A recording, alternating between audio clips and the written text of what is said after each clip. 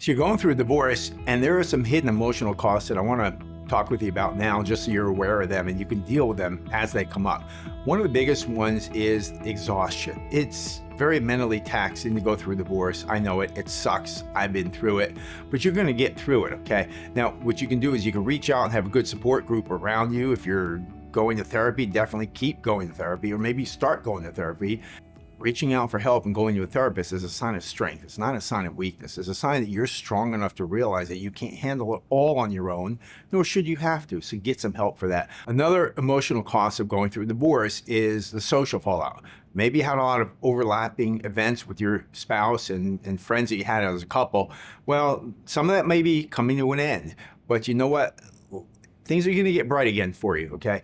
What you need to remember is the marriage wasn't working. Whether it's you who decided to get out of the marriage or whether your spouse is the one who filed for divorce, the bottom line is the marriage wasn't working. And yeah, maybe some of these things came along with the marriage, going out with other couples, going to events with them. But you've got to think about what's most important, which is you've got to get out of a situation that's not working and create a new life for yourself going forward. Maybe make some new friends, maybe focus on yourself. Maybe spend some more time at the gym, get back into shape. Maybe take up some hobbies that you haven't had time to take up because you were so busy with commitments with your spouse. So there is a positive to everything that's going on here. If the marriage was working perfectly, you wouldn't be going through a divorce. So I want you to realize that divorce is not the end of something great. It's actually the end of something that's not working for either you or them or both of you. And I want you to take a positive, forward-thinking look. And there are blue skies that are going to be above you again. It's not all going to be rain and gloom and doom, okay? Take a positive outlook. Look forward to the future, to a better life ahead, because the one you're in right now isn't bringing you the happiness that you deserve. So you're wondering about what's the divorce's effect on your daily life. And yeah, there are going to be some changes to your daily life. For instance, maybe you were the one who took the kids to school every morning. Your spouse picked up the kids in the afternoon. Well, that may change now. Maybe 1 or 2 times a week, you're taking them both ways and you're alternating with them in a different way. You may find yourself actually having more time to yourself. A divorce doesn't mean everything is going to be bad and doom and gloom. Sometimes you get some more time back for yourself. Maybe that gives you some options. But there will definitely be changes.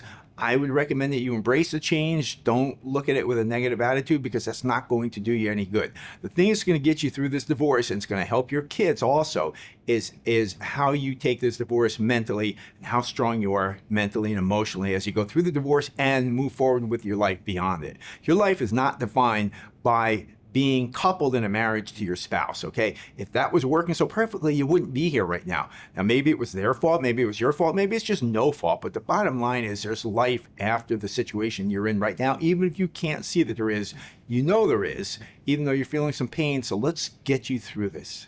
So you're wondering what are the long-term financial impacts of divorce, and it really depends on your individual situation. Let me give you a couple of examples. If you're just average income, then yeah, things might get a little bit more difficult when you've got to keep a roof over your head with one income versus 2, or as I sometimes say, the same incomes that were supporting one roof now support 2 separate roofs over each of your heads.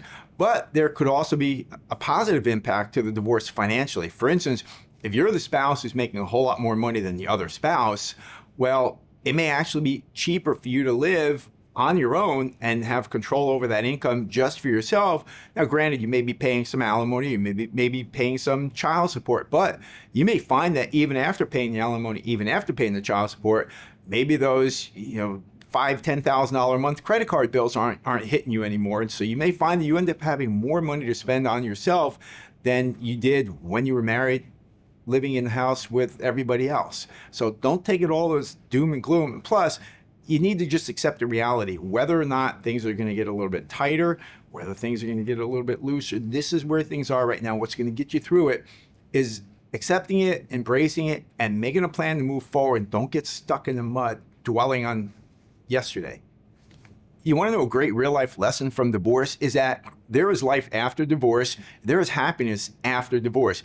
If you're going through a divorce right now, or if you recently went through a divorce, it was because the two of you weren't happy as a couple. Maybe you were happy and they weren't.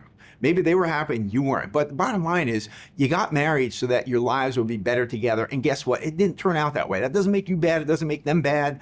It just means that you need to move forward. And I believe you will be happier once the dust settles and once you adjust and you accept the fact that you're divorced. And yeah, you know, that image you had in your head of riding off into the golden sunset with your spouse, and someday when you're 70 years old, moving to Florida with them, perhaps you might be doing that with another person, but you won't be doing it with them. So just embrace it. Look forward to the future. Look forward to finding love again. Now, I know you're probably sitting there going, love again? F that. I'm not finding love again. I'm just going to stay single the rest of my life. But you know what? If that's your choice, do it. But be happy by yourself rather than miserable with somebody else, or maybe even happy with somebody else in the future. There's a lot of things that nobody tells you about divorce. Give us a call. Let's do a free case evaluation for you. Let's talk about your situation. Let's share some of these things with you and see how we can help you.